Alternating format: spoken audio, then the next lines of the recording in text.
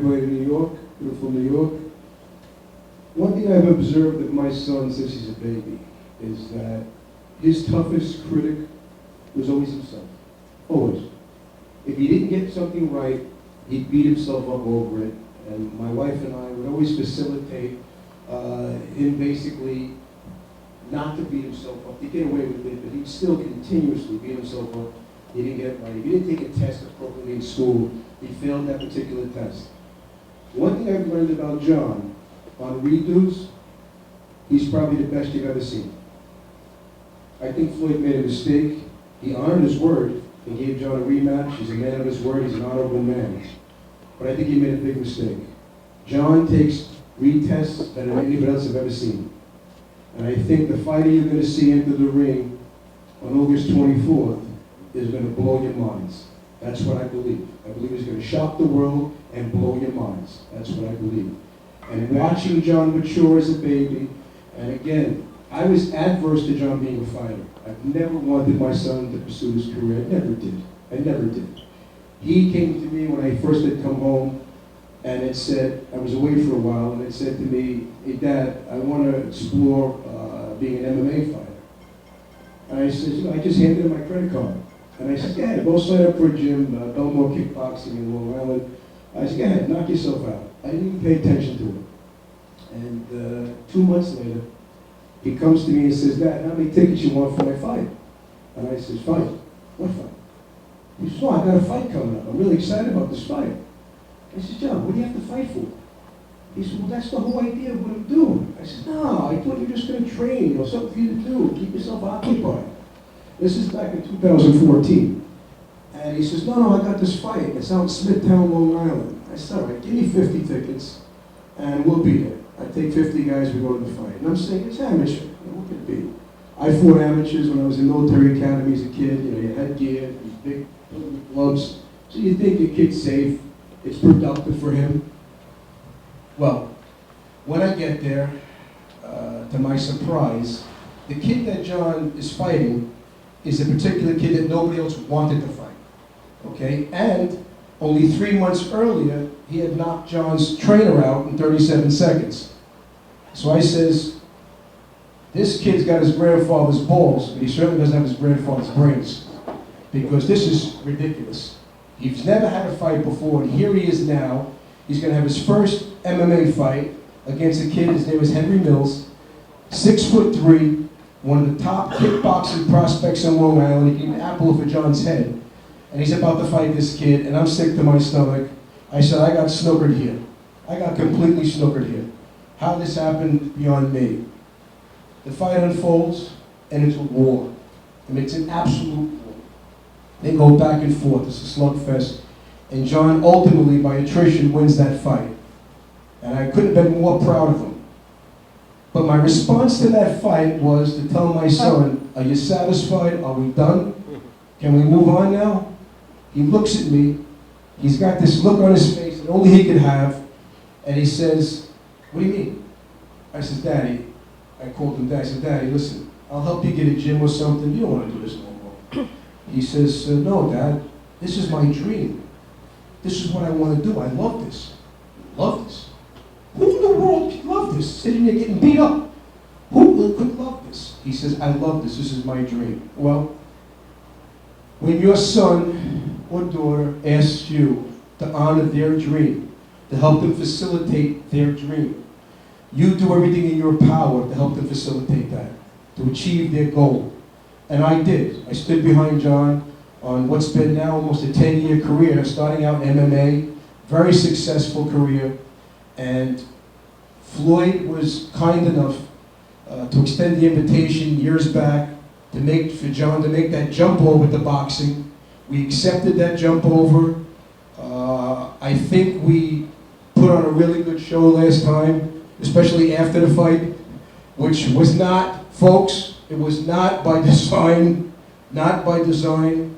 But I really believe you're in for a shocking surprise on August 24th. I believe the show is going to be extremely entertaining, but I'm adverse to what Jose had said. It is not going to be 8 2-minute rounds of entertainment. It's going to end sooner. That I promise you.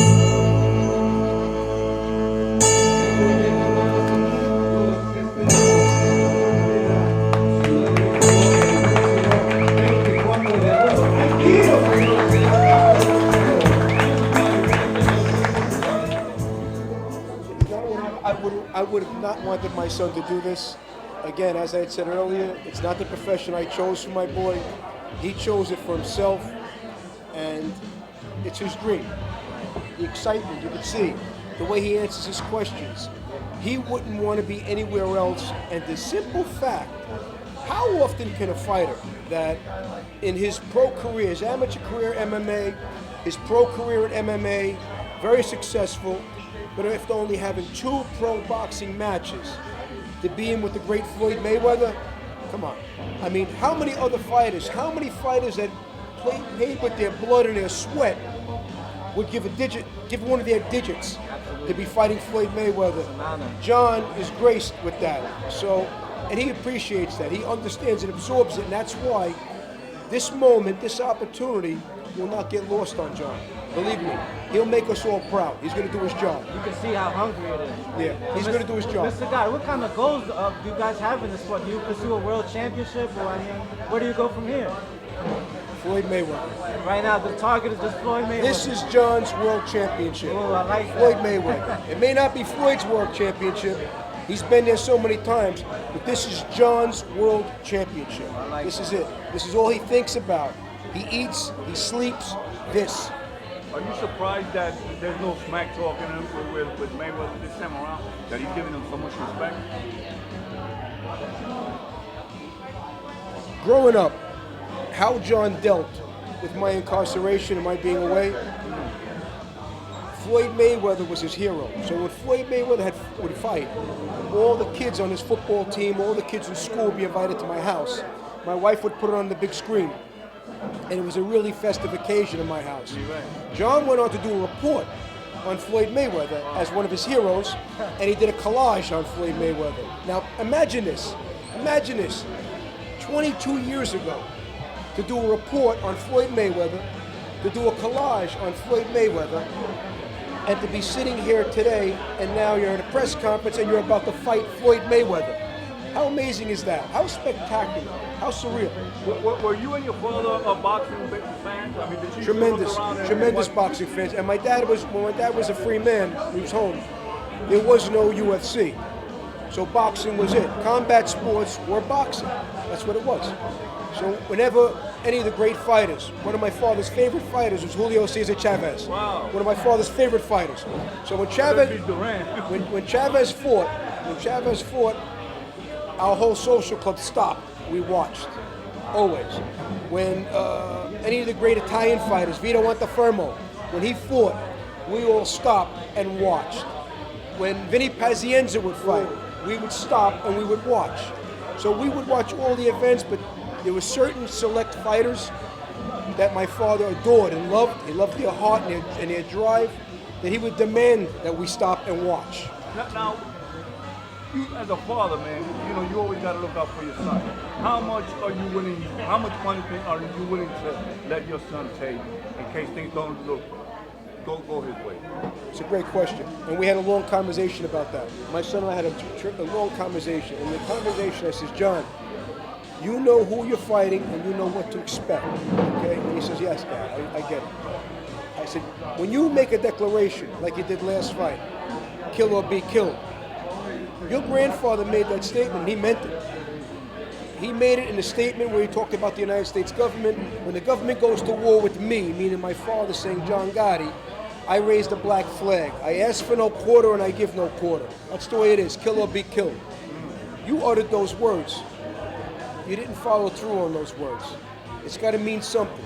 If you're going to walk in that ring, then you got to leave it all there. Even if it means you going down or he goes down one way or the other. So you willing to go all the way? He has no choice. He chose. It's a profession he chose. I didn't choose this for my son.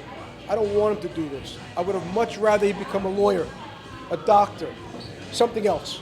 I don't care, a truck driver, anything else. Every time my son walks into the ring, it's like I'm waiting for a jury to come back with a verdict on my life.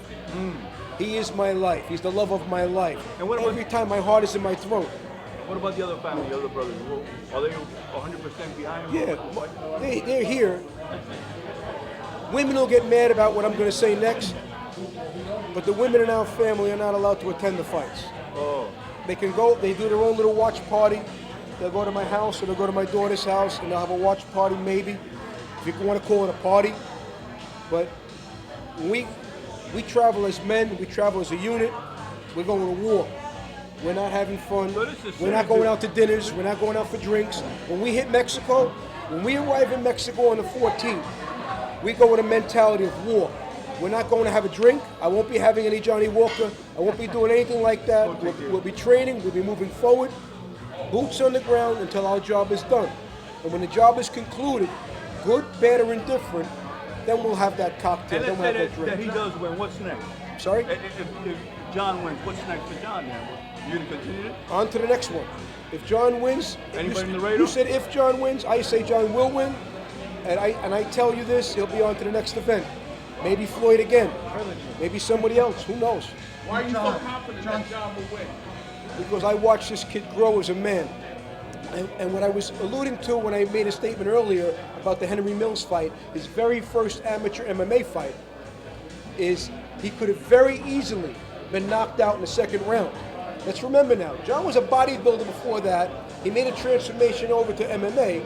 He was only doing it for 3 months, went in with this very talented, one of the top prospect kickboxers in Long Island, who beat his trainer only several months earlier. Knocked him out in 37 seconds, mind you.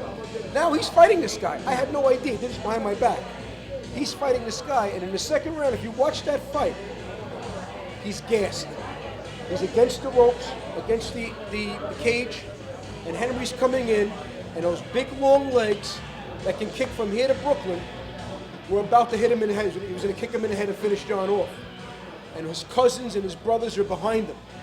And they're screaming, "Come on, John, come on, John, come on." And all of a sudden, he wakes up, and he comes with a flurry. And the mouthpiece flies out of Mills's mouth. He turns the fight around, and John's now advancing. He's advancing for that last minute of that round and the whole third round, the final round. John's now got him on the retreat. He's advancing and pummeling him, and he wins the fight.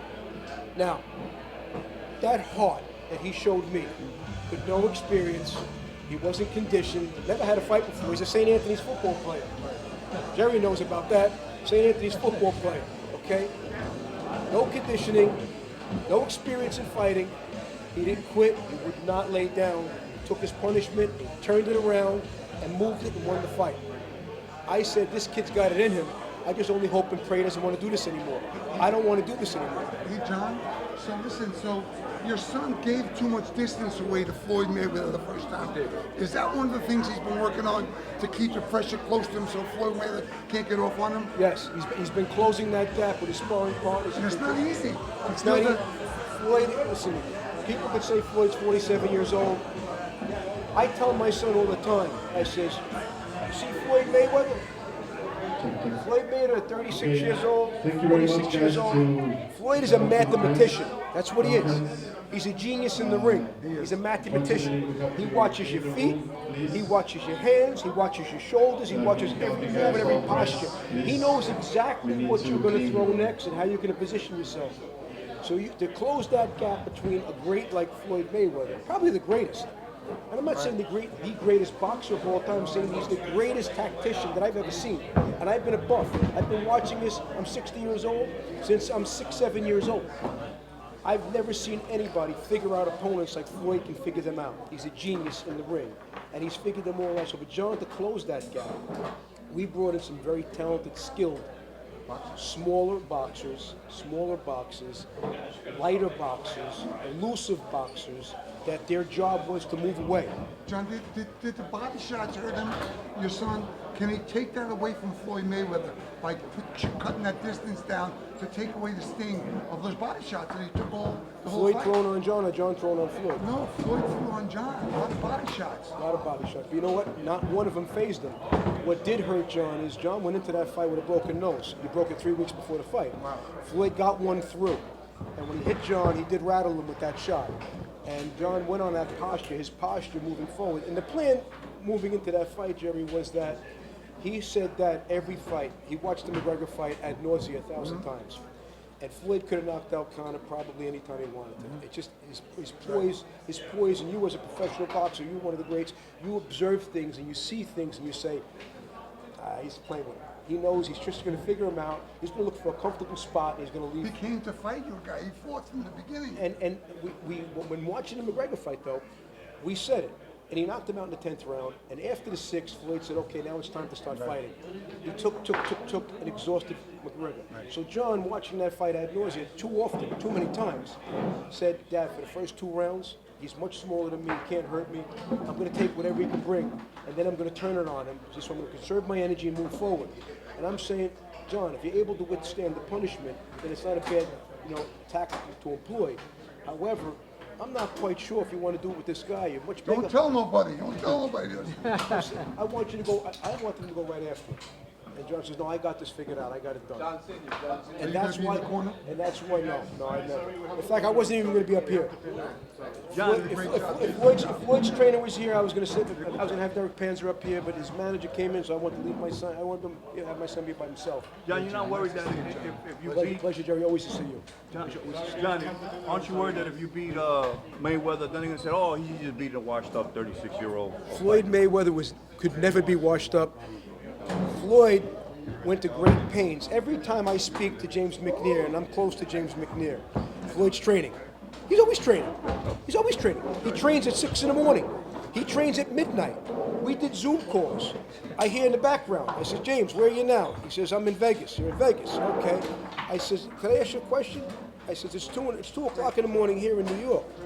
You're 3 hours behind us. Yeah. So I hear, what are you in the gym? He goes, yeah, look, you'll turn it and you see Floyd in the ring. Now, Floyd's in the ring at 11 o'clock at night. That guy's always training. He's a die-hard boxer.